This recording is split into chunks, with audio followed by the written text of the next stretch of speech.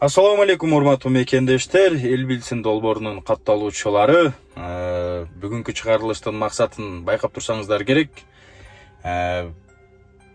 Ооба, албетте мамлекетибизде казиного уруксат берилген, эгерде анын лицензиясы болсо. Бирок тилекке каршы лицензия албай жашыруун түрдө иштеп жаткан казинолор деле жетиштүү болуп жатат азыркы учурда Кыргызстанда.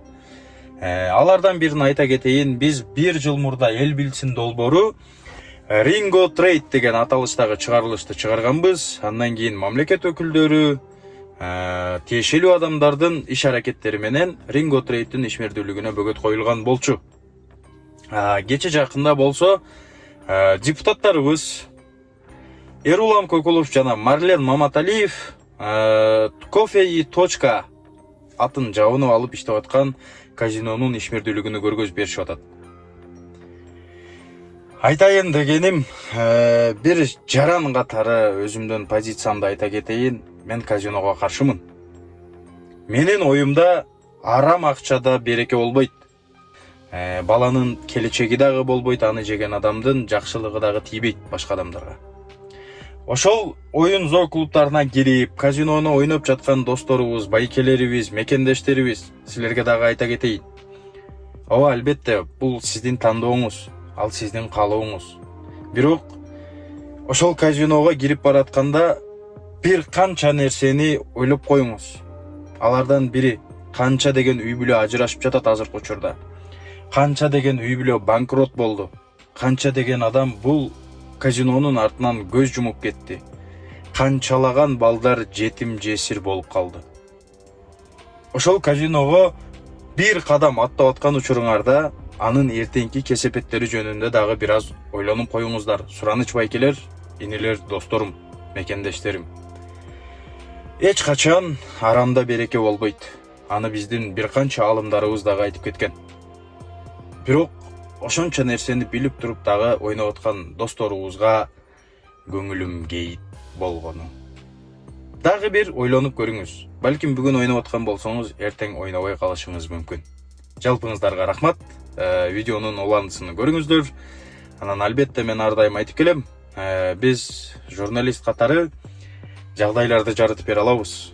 Чыныгы чечим, акыркы чечим албетте ар дайым элде болгон. Эл билсин долбоору ушундай элдик долбоор. Элдин чечими менен гана чыгарылыштарды тартуулап жүрөбүз. Жалпыңыздарга рахмат дагы бир жолу.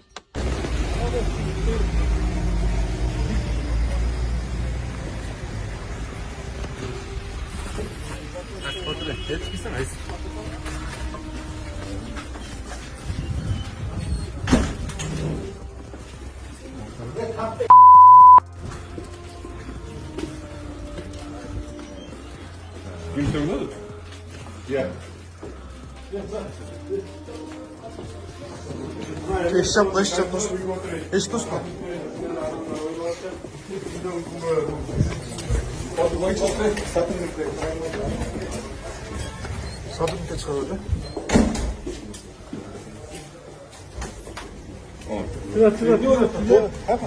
Жапсаңыз, жаппай. Кач. Ерлан акен, өтпей ойнатасың деп. Еске салып. Жүргесің? Мен ойнатасың. Мен ойнатасың. Полотов сілер демде. Дос кеп.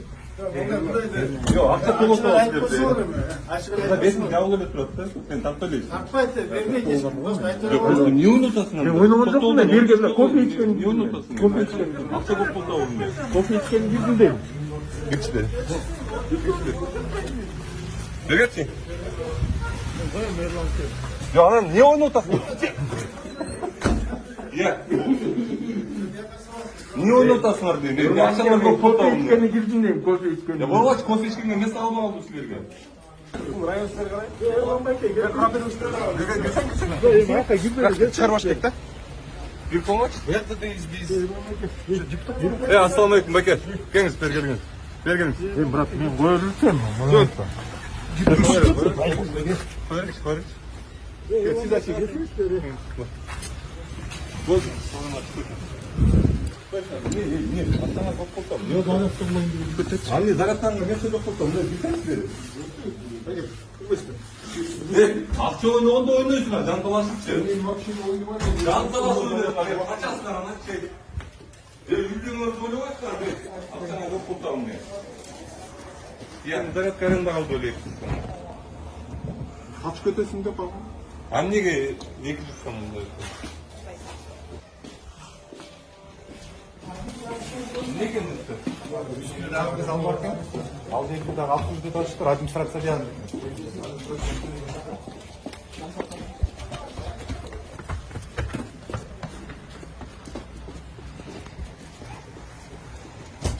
Her şeyin yanını yapıp alındığını açık olundan. YouTube konuşacaksan buraya atsana. Kaç işçi başlar beni. Ben de ona tutmuş koyuyorsun. Nelerden ne bir kurşunlar. Çok genç tanıştık. Diyaklarlı Sonigen, diyaklarlı Taksoni oradan biraz insan. evet bir anda dekanlar, bir dekanlar. Ben de evde bir kişi gelip son oyunu oynadı da biri daha kişi.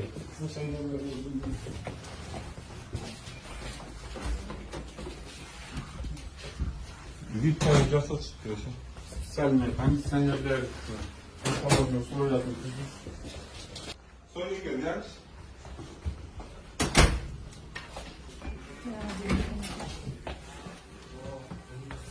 Ben de zasalaştırma bir kartta.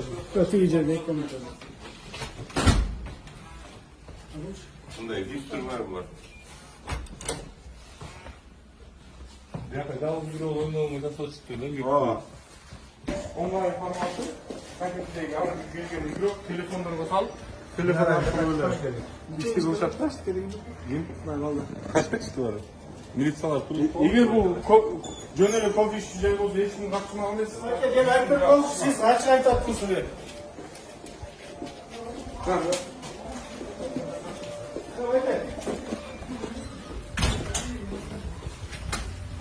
Ya bakın.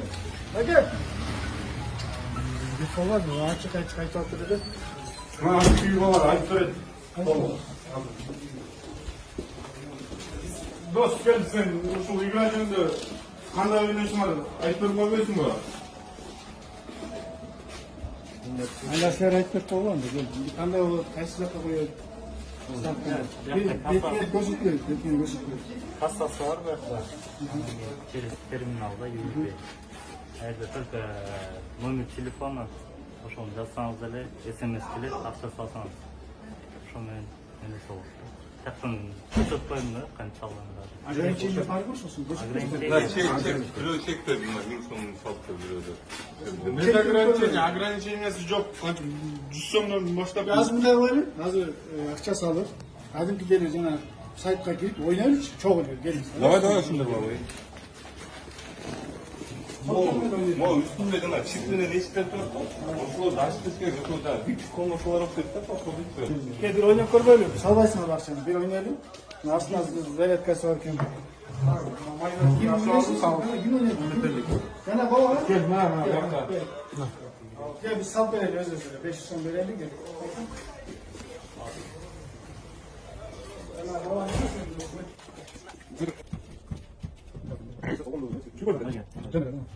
Ошон үчүн мунун любой киши салып ойной алган үчүн азыр жашы жете элек жаш балдардын баардыгы ушул азартка берилип атат да. Регистрациясын оңойлоп койгон. Любой немен регистрациялоо. Главный номер тууралуу салды да. Комиссия, расмий комиссия түзүлгөн.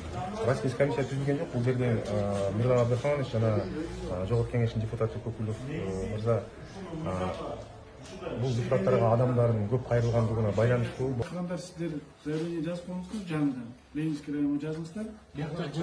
Кайрадан бар экен. Заявлениянын негизги эки максаты бар. Ал жерде могул жерде өтө крупный уткузган $200 миң уткузган адамдар бар. $40 миң, анан 1,5-2 миллион сом уткузган 4-5 адам бар да азыр по факту. Анан ошол арыздардын негизги максаты, эгер ушул дагы бир максаты жабылышын талап кылып, экинчи максат ал ошол уткузган сумма эгер Bingo Trade могу чайкофе. Мыйзамсыз болгон деңгөө аныкталса, биздин акчаларды кайтарып берсин деген неме менен жазылып атат да. Түшүндүм. Эконтен кылабыз, эконтен карайлы. Прокуратурада биз Кыргызстан боюнча жабышыбыз керек. Көбү адаштырып атат да, өзгөчө президентке сөз берди. Казинону ачып койдуңар эле, казинону кылдып койдуңар эле деп. Ал казино такыр башка мыйзам.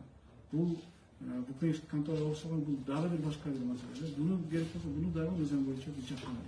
Бирок кайсы бир түшүнүштүк менен мондайлар мынанча алып менен буга жол бериши керек. Чогуу бир эл тезин чогуу карайлы. Бул жерде жалкагандар менен жарандар биз менен чогуу келди. Булар заявлениясын жазат анда. Бүгүн эле жазгыла бүгүн эле жазсаңар, сиздер Силовскийге жиберсеңиздер, анан биз эртең эле понедельник күнү биз дагы тийиштүү каттарды жиберебиз. Каттарды жиберсеңиздер дагы жакшы болот. Биз жөнөтөбүз, прокуратурага да жөнөтөбүз, сиздерге да дополнительно жөнөтүп коебуз. Биз дагы буну эми көзөмөлгө алып, бул жараныбыз биздин